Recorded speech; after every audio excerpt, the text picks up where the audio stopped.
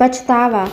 बहुत दिनों बाद मिले थे वो दोनों। कितनी पक्की दोस्ती हुआ करती थी कभी हमारी, और आज देखो अचानक मिल गए। राम ने नकुल को गले लगाते हुए कहा, कितना बदल गया है तू, पहचान ही नहीं आ रहा है। तबीयत ठीक नहीं क्या?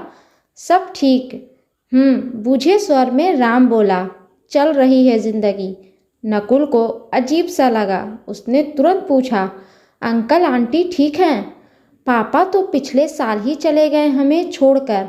मम्मी तो उनसे पहले ही चली गई थी। और छोटा भाई चांद, वो तो वहीं रहता होगा। अभी उसका परिवार सब उसी का किया धरा है सब। नकुल हौले से बड़बड़ाया। क्या क्या किया उसने? नकुल ने सुन लिया था शायद। गलती उसकी भी नहीं, शायद मेरी ही है। राम अपनी रो में बोलता गया, मुझे उसके साथ ऐसा नहीं करना चाहिए था।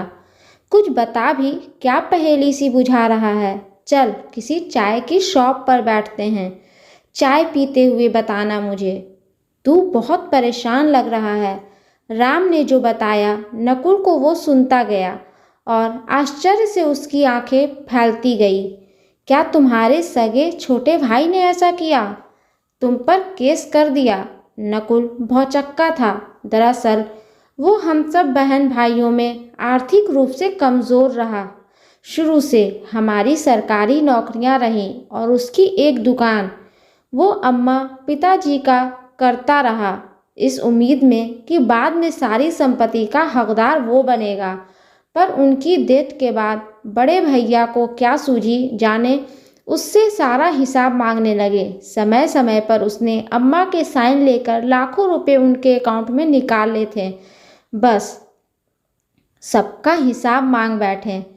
फिर नकुल उत्सुकता से बोला, चांद चिढ़ गया। सब उसका हिसाब देना तो दूर, उसने हमारा पुश्तैनी मकान भी खुद अकेले उसका ही है ये कहना शुरू कर दिया। तो लेने देते उसे मकान। तुम सब पर तो अपनी कितनी प्रॉपर्टी है, आखिर है तो वो तुम्हारा भाई ही। और फिर उसने ही अंकल आंटी का किया आखिर समय में। जैसा तुम कह रहे हो, भले ही किसी लालच से किया हो, पर किया तो सही। ठीक कह रहे हो तुम, मुझे भी कोई आपत्ति ना थी। पर बड़े भाई साहब पर उसने झूठा आरोप लगाए कि उन्हें उससे मारपीट की, तो उन्होंने भी उस पर संपत्ति के झूठे कागज बनाने का आरोप लगाया। बात बिगड़ती चली गई और कोर्ट तक पहुंच गई। मेरी गलती ये हुई कि मैंने बड़े भाई साहब के उकसाने पर उस बात की गवाही दे दी। शायद कुछ गुस्सा मुझे भी था, सारी प्रेंटल संपत्ति उसकी होते देखकर। तो अब क्या चल रहा है? नकुल बोला, तारीख पर तारीख चल रही है। वकील आता है, अपना पैसा ले जाता है, उससे भी और हमसे भी। एक ही घर का पैसा इस तरह वकीलों में घर भर रहा है। उसका कुछ निर्णय हुआ अभी तक? नकुल ने पूछा। ऐसे केसेस का कभी निर्णय होता है? राम डूबी आवाज में बोला, तुम अपना हिस्सा उसे दे क्यों नहीं देते? नकुल ने रास्ता सुझाया। बहुत बार ऑफर दिया उसे, क्योंकि उससे ज़्यादा तो साल भर से वकील की फीस और आने जाने में दे चुका हूँ मैं। बहुत पछता रहा हूँ। अब राम ने सिर झुका लिया। अब क्या रास्ता है बाहर निकलने का? नकुल बोला, शायद कोई नहीं, बस मन की एक भावना है। हर समय घुलता रहता हूँ, ना जाने क्या सोचकर किस मनहूस घड़ी में बैठ लिया था अपने भाई से।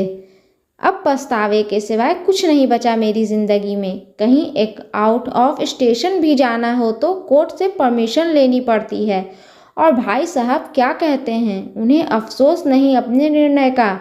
नकुल ने पूछा। बिल्कुल नहीं, इतनी उम्र हो रही है, पर हर डेट पर मुस्तैदी से तैयार रहते हैं। कहते हैं बेशक खुद बर्बाद हो जाऊंगा, पर चांद को भी बर्बाद करके ही मानूंगा।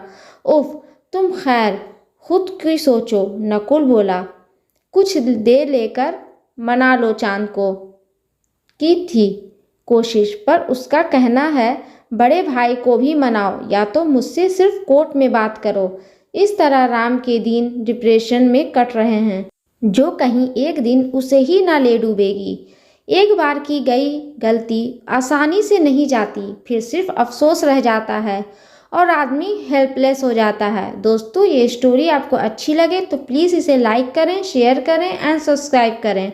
और इस स्टोरी के बारे में आपकी क्या राय है हमें कमेंट बॉक्स में ज़रूर बताएं।